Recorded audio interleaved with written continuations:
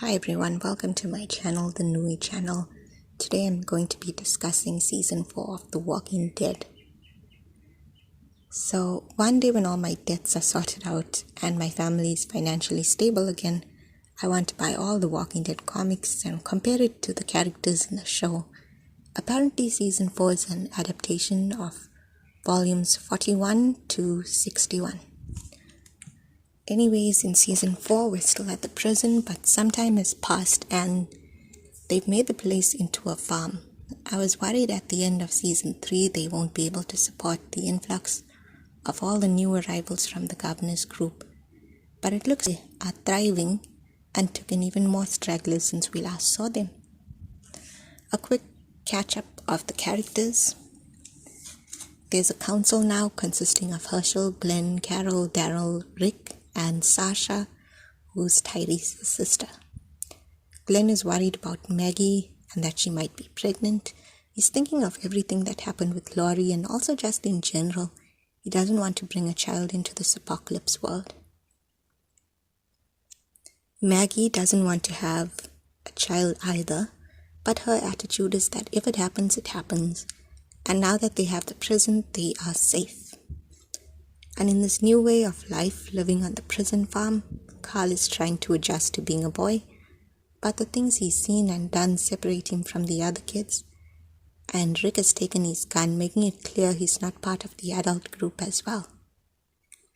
Now that the focus is not so much on survival and finding food and shelter, the trauma is really starting to set in for the characters. Beth doesn't cry when her boyfriend dies. I think she's just jaded to everything. Daryl says he's tired of losing people. Carol pretends she's reading to the kids, but when no one is looking, she teaches them how to use weapons and defend themselves against the walkers. And I knock on her door and I say, Carol! I don't think Carol processed Sophia's death at all, and this season you really see the cracks start to show.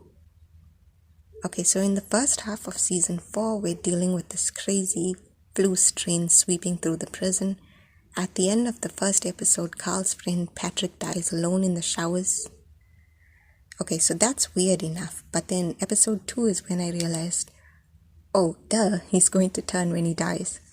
Because it was the middle of the night and no one was around, he just starts feeding and turning so many people in the cell block. And they turn even more people in return until it's absolute chaos in the prison. Season 4 is really gore and horror movie-like. In episode 1, during the supply run, we saw walkers drop from the ceiling, hanging mid-air by their own internal organs or whatever. And now there's this very graphic feeding scenes happening in the show. Maybe it's just me, but I could eat food while watching seasons 1 to 3, but not this season. So anyways, after that they realize it's some sort of flu and it may be because they were eating the pigs. So there's 2 people who are infected and put into isolation. I don't know who David is, but the other person was Karen from the governor's town. So she was dating Tyrese, and when he goes to check on them, he discovers both of the infected people were killed and dragged out of their cells and their bodies were burnt. So he gets mad and he hits Rick, but then Rick loses it and he absolutely tears into the guy to the point that afterwards he has to see Herschel to dress his hand. Rick is not small sized though, but I am surprised he did damage, considering Tyrese's size. So they kept the mystery going for most of episode 3, but I think we already knew. It was Carol by the end, from how she was acting. She's fully in for the good of the survivors mode, and she thought she did it to help everyone else, not knowing there's so many people already infected.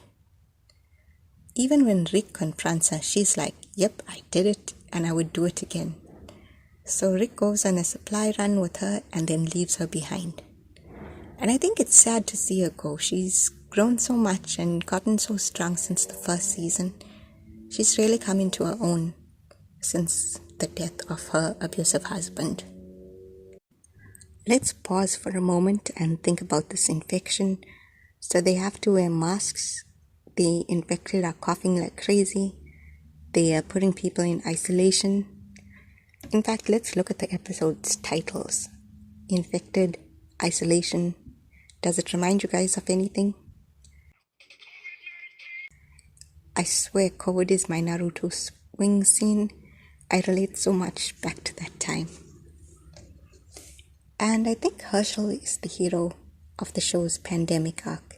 He's not infected, but he chooses to go in and take care of them. You're a tough son bitch. I am. While this is happening, the fence breaks and the walkers start flooding in. It's only Rick and Carl available, but they manage to take the walkers down. And it's really incredible how Carl is so good at this and calm and focused. At one point, he even saves Rick. I think his father finally sees he's grown so much this season. Everyone has really strong accents this season. I know there's a meme about Rick calling Carl, but now I noticed everyone is calling Daryl, Dal, like Dale almost. Dale. Anyways, Daryl, Tyrese, Michonne, and Bob find the cure and bring it back for everyone. We get 2 whole episodes of what happened to the governor after he gunned down his own people last season. A whole 86 minutes was devoted to this, but I don't like the governor. He sounds like Elvis and he looks like this evil uncle of mine that I don't like. Let's see if I can summarize this in 2 minutes. So the governor is going as Brian now. He found 2 sisters and one of them has a daughter that reminds him of his Walker daughter, Penny. Coincidentally, that's the sister that he starts a relationship with, so I guess he has a family again. Then they join a group that Martinez leads, but it's a weak group, so the governor kills him and takes control. He leads them to the prison where he's spying on the group from the woods. And now we are all caught up on what's been happening. I think that was like 1 minute. So you know, season 2, episode 7 was the barn episode where they finally find Sophia. Season 3, episode 7 was the episode where Glenn and Maggie were being tortured and Michonne helps Rick sneak in. So we saw the 2 groups merge. Season 1 only had 6 episodes, so there was no epic episode 7 to keep the trend going. But I thought we were doing a thing where episode 7 is always a turning point.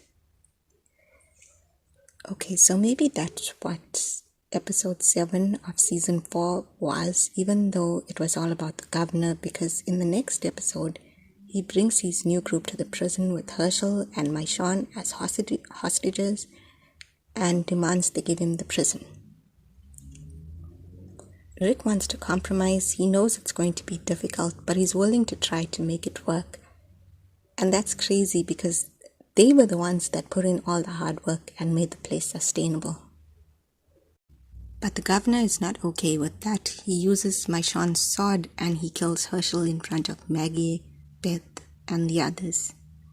I kind of suspected Herschel was going to die during the flu virus saga, so it wasn't a huge surprise. But it was still a huge blow considering how important he is.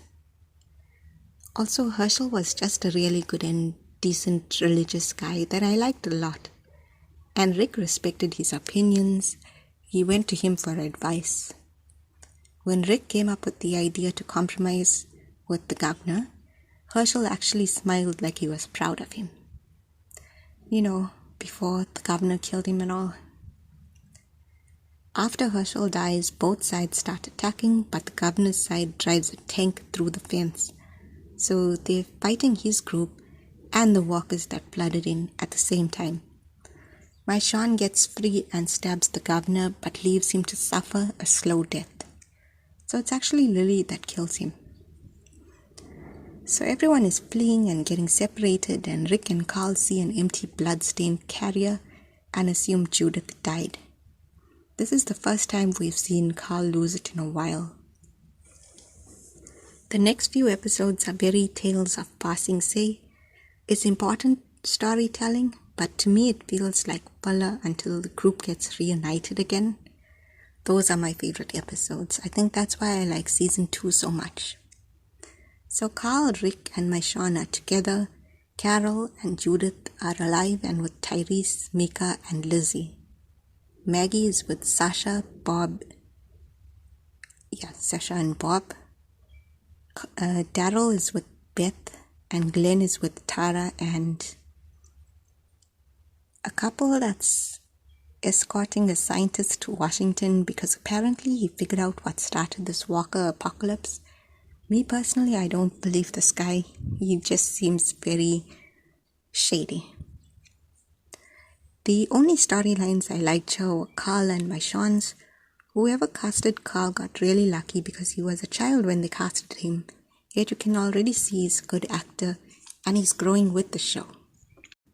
In these episodes, Rick is injured, so Carl takes on the role as protector, and he's also scavenging for food alone, taking on walkers as he goes.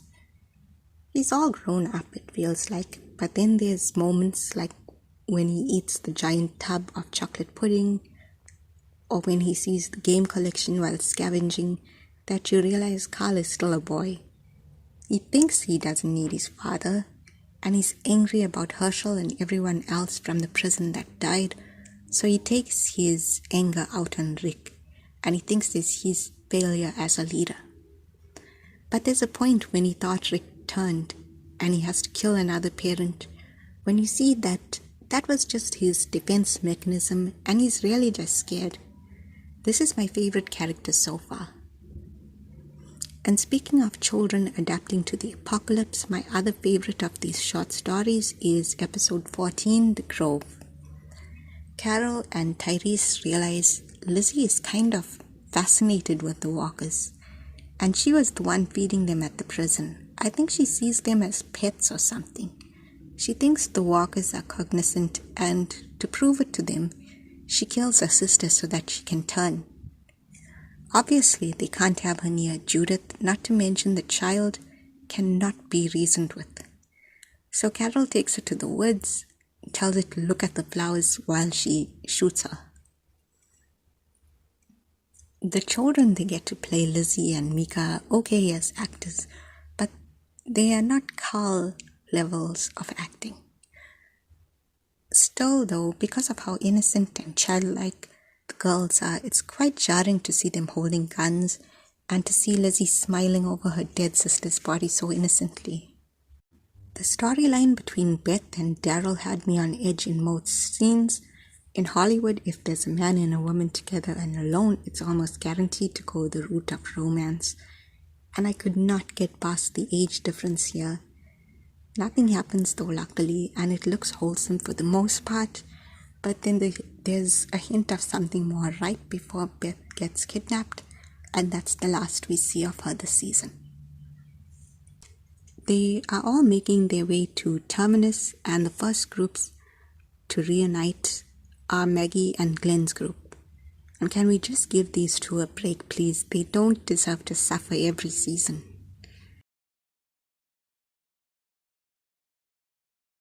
Anyways, they enter Terminus at the end of episode 15, and it looks like a legit community. The song playing is talking about don't be nervous, don't be pale, and the group is so happy they reached civilization again. Everything is sunny and happy, and I got my suspicions. So I found it really funny in the next episode when Rick, Daryl, Maishawn, and Carl sneak into the place with guns. But then it turns out they were right to be suspicious because they get captured. And they finally reunite with everyone except Carol and Tyrese, of course, and Judith and Beth. I can't believe they lost everyone else from the prison, but our group for the most part is still intact. The episode ends with Rick swearing. Is this the first time someone has cursed on the show? I'm kind of excited to start season 5. Anyways, those are my thoughts on season 4 of The Walking Dead. You can let me know yours in the comments below, but please don't post spoilers for future seasons. And thank you for watching. Please subscribe to my channel, and bye.